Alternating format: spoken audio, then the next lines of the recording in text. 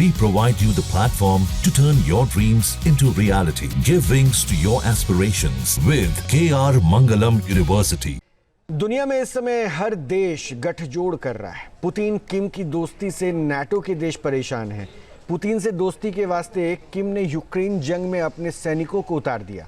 मतलब कि अब कभी भी इन दोनों देशों को जरूरत पड़ेगी तो दोनों एक दूसरे की मदद करेंगे। यही बात अब यूरोप के छोटे और बड़े देशों को परेशान कर रही है। यूरोप के वो देश ज्यादा परेशान हैं जो रूस की सीमा के बेहद करीब है, लेकिन परेशान ब्रिटेन और फ्रांस जैसे देश भी हैं। आखिर यूरोपीय देशों में खौफ हाई है क्यों? एक डिटेल रिपोर्ट हम आपको दिखाते हैं। 515 तबाही बम से पुतिन को रोकने का सच।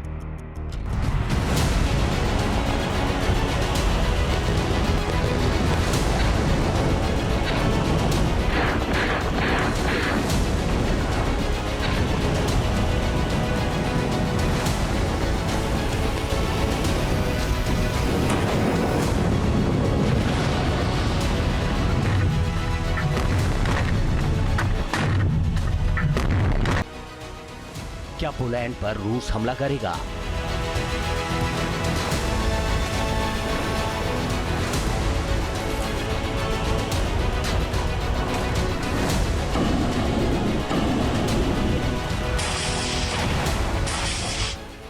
क्या एस्टोनिया पर संकट मंडरा रहा है?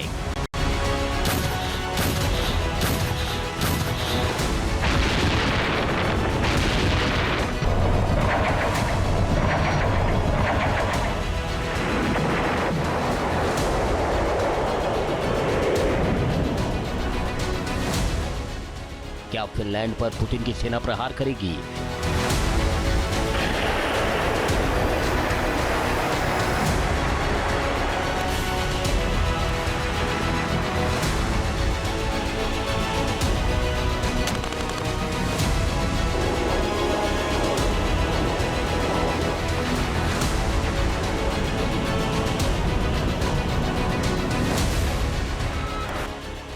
क्या नॉर्वे पर रूस मिसाइल दागेगा?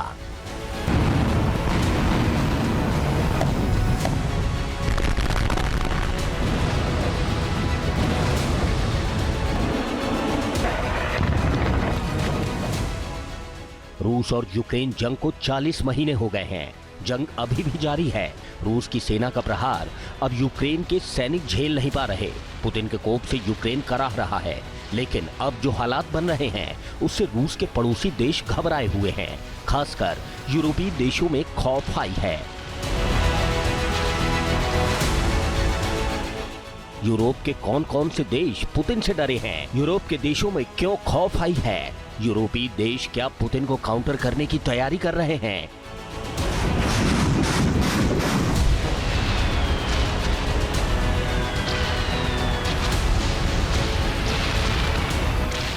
क्योंकि जिस तरह से यूक्रेन जंग में पुतिन की सेना नाटो के हथियारों को जमींदोज कर रही है, जिस तरह से अमेरिकी हथियारों से लेकर ब्रिटेन के हथियारों का डटकर सामना कर रही है, उससे एक बात तो क्लियर हो गई है कि पुतिन अपनी शर्तों पर ही यूक्रेन जंग को खत्म करेंगे। यही बात यूरोप के देशों को डरा रही है। लिहाजा पुतिन का काउंटर करने के लिए पेरिस में बहुत बड़ा समझौता हुआ है। पिछले 3 वर्षों से दुनिया में मानो युद्ध काल चल रहा है। रूस और यूक्रेन की जंग तो खत्म होने का नाम तक नहीं ले रही है। लिहाजा रूस से बढ़ते खतरे को देखते हुए पेरिस में बहुत बड़ी बैठक हुई है। इस बैठक में ब्रिटेन के प्रधानमंत्री कीर स्टारमर और फ्रांस के राष्ट्रपति इमैनुअल मैक्रों शामिल हुए। और बैठक में दोनों देशों के नेताओं ने रूस की ओर से बढ़ते हुए खतरे को देखते हुए बड़ा फैसला भी लिया है, खास करके तब जब रूस की अगुवाई में नाटो को काउंटर करने के लिए एक बेहद ही ताकतवर गठबंधन की जरूरत है, और वो बना भी रहा है, जिसमें नॉर्थ कोरिया के तानाशाह किम भी शामिल हैं। लिहाजा यूरोप के देश ज्यादा खौफजदा हैं। पेरिस से आई इस तस्वीर पर पूरी दुनिया की निगाहें टिक गई हैं, क्योंकि ये वही तस्वीर है जिसमें तीसरे विश्व युद्ध की आशंका को लेकर बड़ी मीटिंग हुई है। इस मीटिंग में दोनों देशों ने मिलकर बड़ा फैसला किया है।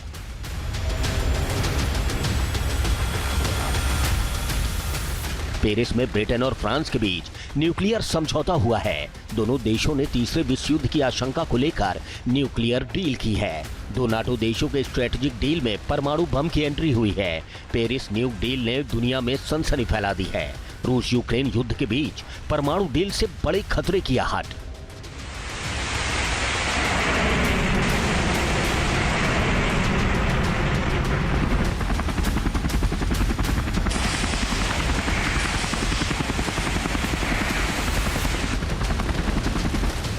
बताया जा रहा है कि दोनों देशों की जो डील हुई है उसमें तय हुआ है कि अगर तीसरा विश्व युद्ध होता है तो फ्रांस और ब्रिटेन की भूमिका क्या होगी।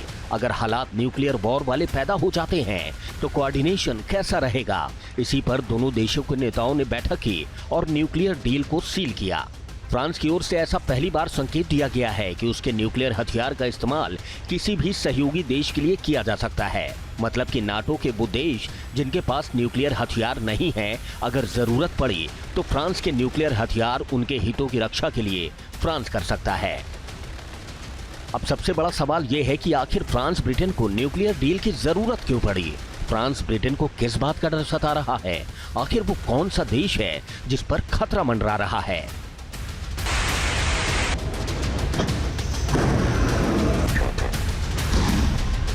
जिस तरह से यूक्रेन के खिलाफ पुतिन का गुस्सा हाई है, जिस तरह से रूस ने यूक्रेन के खिलाफ ओरुश्निक मिसाइल तक से हमला किया है, उससे नाटो के देश डरे हैं, क्योंकि उन्हें लगता है कि रूस धीरे धीरे करके अपने पड़ोसी देशों पर शिकंजा कसने की कोशिश कर रहा है, जिसमें पहला नंबर यूक्रेन का है। उसके बाद नाटो के कई देश हैं जिनके खिलाफ रूस आक्रामक रवैया अपना सकता है। रूस किसी भी कीमत पर यूक्रेन को जंग में झुकाना चाहता है। रिपोर्ट में दावा किया गया है कि अगर यूक्रेन की जंग रूस की शर्तों पर खत्म होती है तो पुतिन का पलड़ा भारी होगा, क्योंकि अगर पुतिन नाटो के देशों को अपनी शर्तों पर झुका ले गए तो पुतिन इसे अपनी जीत मानेंगे और वो नाटो देशों की सीमाओं के करीब सैन्य गतिविधि को बढ़ा देंगे। नाटो के मेंबर अमेरिका समेत 32 देश हैं। यूरोप के ज्यादातर देशों तक रूस की पहुंच है, लेकिन नाटो के 7 देश ऐसे हैं जिनकी सीमा रूस से एकदम लगती है। उनमें हैं Sweden, Norway, Finland, Estonia, Latvia, Lithuania, Poland. ये वो 7 देश हैं जहां रूस की डायरेक्ट पहुंच है और ऐसी आशंका जताई जा रही है कि यूक्रेन के बाद अगला नंबर अगर किसी देश का है तो वो है एस्टोनिया। खबर है कि 24 फरवरी 2022 की तुलना में एस्टोनिया की सीमा पर रूस के सैनिकों और हथियारों की तैनाती स्थायी तौर पर और भी बढ़ेगी।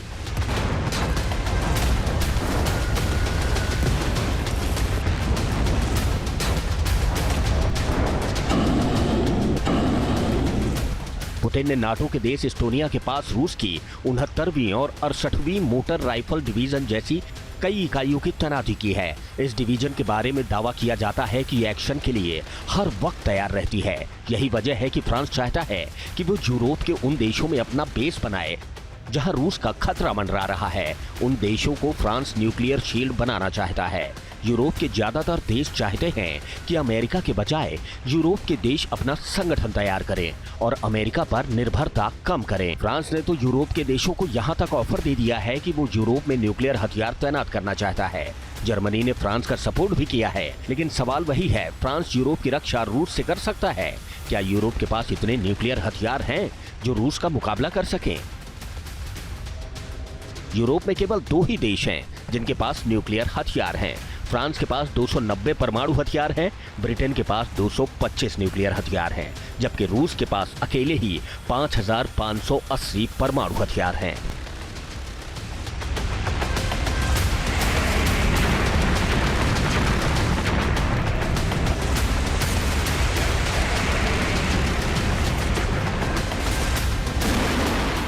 यूरोप के सारे देश चिंतित हैं कि अगर इसी तरह से राष्ट्रपति पुतिन रूस को और ज़रूरत से ज़्यादा एग्रेसिव बना लेंगे तो हो सकता है भविष्य में वह ना सिर्फ यूक्रेन को वरन यूरोप के भी किसी देश पर आक्रामक कार्रवाई कर सकते हैं।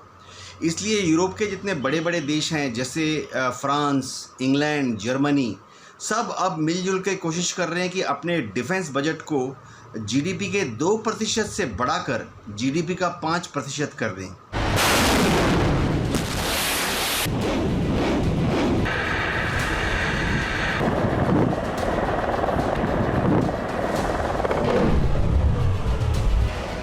जिस तरह से रूस और यूक्रेन की जंग चल रही है, उसको देखते हुए ब्रिटेन से लेकर फ्रांस तक सब परेशान हैं। न्यूक्लियर डील ही नहीं हुई है, बल्कि दोनों देशों ने स्टॉर्म शैडो मिसाइल के लिए प्रोडक्शन को बढ़ाने पर चर्चा भी की है। ब्रिटेन ने यूक्रेन को स्टॉर्म शैडो मिसाइल दे रखी है। हालांकि ब्रिटेन की ओर से दावा किया गया है कि वो उसने यूक्रेन को स्टॉर्म शैडो मिसाइल शर्त के साथ दी है। ब्रिटेन ने यूक्रेन को इसे अपने इलाके में ही दागने की परमिशन दी है।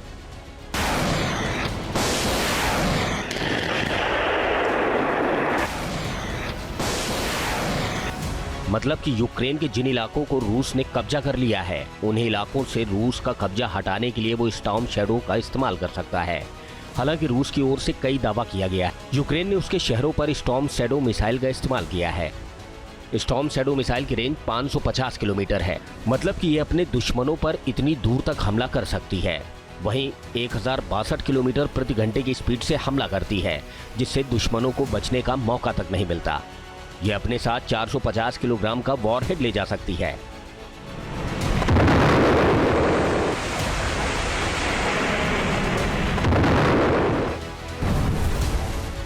स्टॉर्म शैडो मिसाइल को मिराज 2000 से दागा जा सकता है। राफेल से इस मिसाइल को दागा जा सकता है। सुखोई 24 से भी स्टॉर्म शैडो मिसाइल को दागा जा सकता है।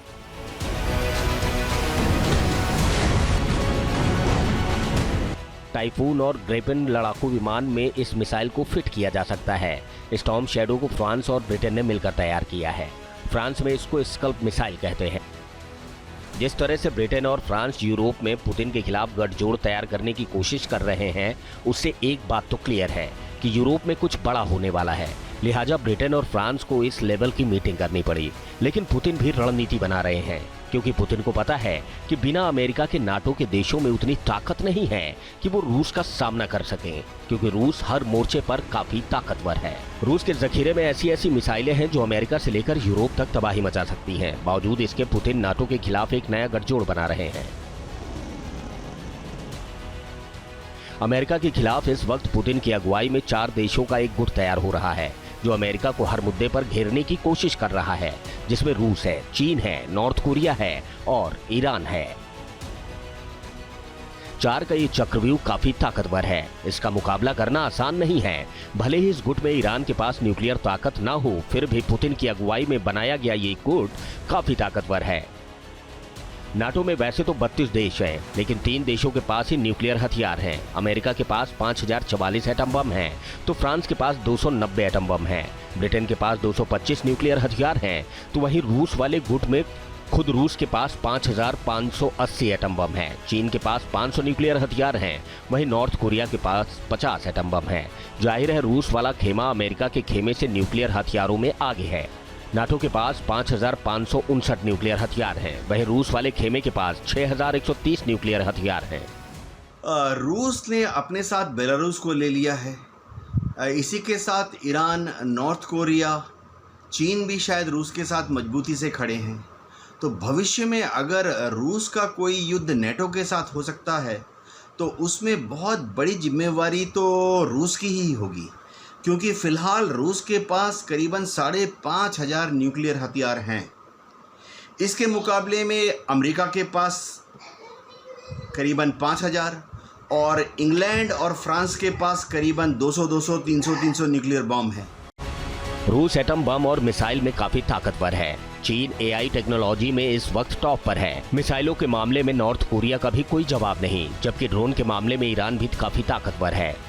रूस और यूक्रेन की जंग के बाद एनपीटी से रूस ने खुद को अलग कर लिया है। इसका मतलब क्लियर है कि रूस की मंशा है कि वो और भी न्यूक्लियर धमाका करे।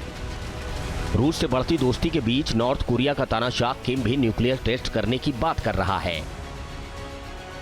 किम अब तक 6 बार न्यूक्लियर टेस्ट कर चुका है। 7वीं बार न्यूक्लियर टेस्ट करने के बारे में भी वो सोच रहा है। जाहिर है दुनिया के देशों में इस वक्त न्यूक्लियर धमाका करने की होड़ मची हुई है। नॉर्थ कोरिया से लेकर ईरान तक न्यूक्लियर टेस्ट करना चाहते हैं, जिससे दुनिया में खौफ पसरा है। ईरान को लगता है कि अगर वो न्यूक्लियर मुल्क बन जाएगा तो पूरे मिडिल ईस्ट में उसकी धाक जमेगी। साथ ही इजराइल भी उस पर अटैक करने से बचेगा। अमेरिका भी जो आंख दिखाता है वो कतराएगा। दुनिया के 9 देश हैं जो न्यूक्लियर पावर है, तो वहीं दुनिया का 88% न्यूक्लियर हथियार केवल रूस और अमेरिका के पास है। अब एक नज़र डाल लेते हैं दुनिया के उन देशों पर जिनके पास परमाणु हथियार है, यानी वो एटॉमिक एनर्जी, एटॉमिक पावर से लेस है। सबसे पहले इसमें रूस का नाम आता है और रूस के पास 5580 परमाणु हथियार हैं। अमेरिका इसके बाद है जिसके पास 5044 है। तीसरे नंबर पर चीन है जिसके पास 500 परमाणु हथियार हैं और फ्रांस का नंबर चौथे पे आता है जिसके पास 290 परमाणु हथियार हैं। ब्रिटेन भी इस रेस में है जिसके पास 225 परमाणु हथियार हैं और भारत का नाम ब्रिटेन के बाद है जिसके पास भी परमाणु हथियार है। उनके पास जो संख्या है वो 172 की है और थोड़े से ही पीछे पाकिस्तान है जो गीदड़ भभकी लगातार देता रहता है, परमाणु बम परमाणु बम परमाणु बम। वो पाकिस्तान जो उसके पास 170 परमाणु हथियार है। इसके बाद नेतन्याहू का इजराइल, इनके पास 90 परमाणु हथियार हैं और उसके बाद अगर परमाणु हथियारों में किसी देश का नाम आता है तो वो है सन की किम जोंग उन के देश नॉर्थ कोरिया का जिसके पास 50 परमाणु हथियार हैं।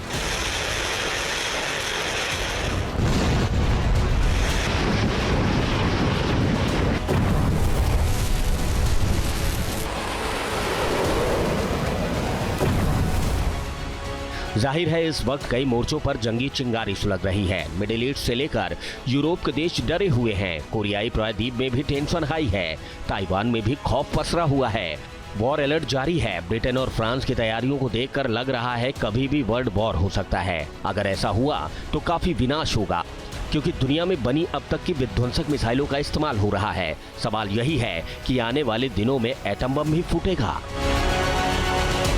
टीप न्यूज़ नेशन। जहाँ भक्ति है हर शब्द में, कथाओं में छुपे हैं दिव्य रहस्य और ज्योतिष देता है जीवन को दिशा। धर्म से जुड़ी हर बातों को जानने के लिए हमारे चैनल स्तुति को सब्सक्राइब करें। चैनल पर जाने के लिए इस लिंक पर क्लिक करें।